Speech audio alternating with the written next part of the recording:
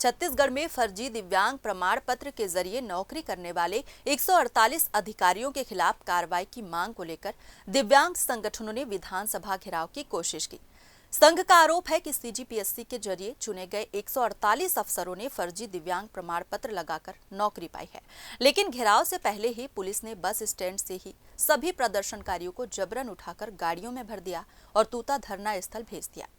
घटना का एक वीडियो भी सामने आया है जिसमें पुलिसकर्मी महिला और पुरुष दिव्यांगों को हटाते और घसीटते हुए नजर आ रहे हैं।